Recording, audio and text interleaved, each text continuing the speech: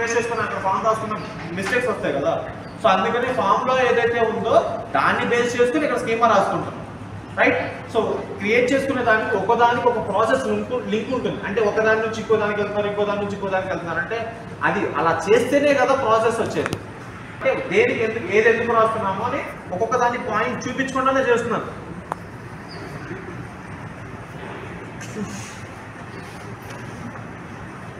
సరే చూడండి,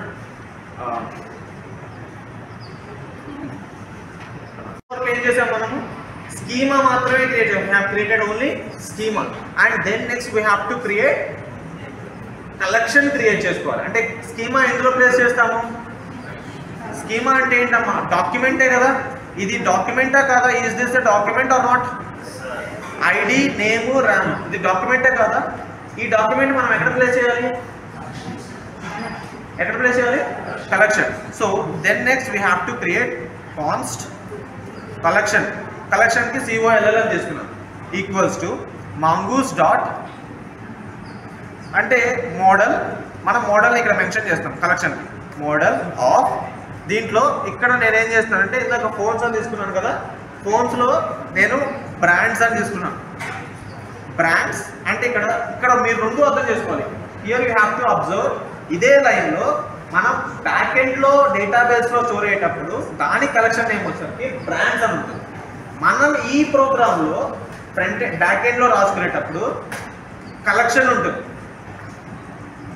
ఇక్కడ మనం యూటిలైజ్ చేసుకునేటప్పుడు కలెక్షన్ నేమ్ ఏమొస్తుంది? COLL ఉంటుంది. మనం బ్యాక్ ఎండ్లో డేటాబేస్లో యూజ్ చేసుకునేటప్పుడు కలెక్షన్ నేమ్ ఏముంటుంది? బ్రాండ్స్ ఉంటుంది. సో రెండు అంటే బ్యాక్ ఎండ్ డేటాబేస్కి బ్యాక్ ఎండ్ ప్రోగ్రామ్లోను and at the same time డేటాబేస్లోను రెండు నేమ్స్ మనం ఇక్కడే మెన్షన్ చేస్తాం. ఓకే. అండ్ యూజర్ స్కీమా ఇక్కడ ఈ రెండింటికి మనం ఏం మెన్షన్ చేస్తాము? యూజర్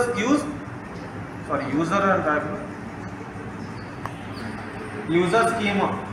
ఇక్కడ మనం దీన్ని యూజర్ స్కీమాకి అటాచ్ చేస్తాం. అర్థమైందా? ఈ యొక్క లైన్ ఏంటంటే మేజర్గా ఈ మోడల్ మన దగ్గర ఉన్న స్కీమాని కలెక్షన్కి అసైన్ చేస్తున్నాం. Okay. Once brands and collection. Brands వచ్చేసరికి మనకి స్టోర్ అయ్యే డేటాబేస్లో స్టోర్ అయ్యే దాని నేమ్ పేరు బ్రాండ్స్ అయి ఉంటుంది. ఇక్కడ మనం ఎప్పుడైనా కలెక్షన్ అంటే మనం కలెక్షన్ని ఫైండ్ చేయాలి కదా, దానికి యూజ్ చేయడానికి కమాండ్స్ యూజ్ చేయడానికి వచ్చేసరికి కలెక్షన్ COLL తీసుకుంటాం. ఓకేనా? ఇది ఇక్కడ వరకు మనకు క్రియేట్ అవుతుంది. ఇప్పుడు నేను ఎగ్జిక్యూట్ చేస్తాను చూడు. అండ్ ఇంకొకటి ఇక్కడ అయిపోయిన తర్వాత మనం ఏం చేయాలి? కనెక్టివిటీ.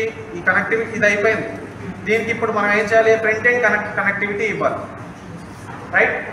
సో ఫ్రంట్ ఎండ్కి బ్యాక్ ఎండ్కి కనెక్టివిటీ యూజ్ చేయడానికి మనకి ఎస్టర్డే మనం లిజన్ కమాండ్ యూజ్ చేసుకొని పోర్ట్ని మెర్జ్ చేయాలన్నా. సో ఇక్కడ క్రాస్ అంటే ఒక ప్లాట్ఫామ్కి ఫ్రంట్ ఎండ్కి బ్యాక్ ఎండ్కి మిడిల్ వేర్గా మనం యూజ్ చేసే కమాండ్ వచ్చేసరికి URL ఎన్కోడెడ్ ఎక్స్టెండెడ్ ట్రూ అని మనం ఒక స్టేట్మెంట్ ఇవ్వాలి. సో యాప్ డాట్ యూజ్ ఇక్కడ ఎక్స్ప్రెస్ డాట్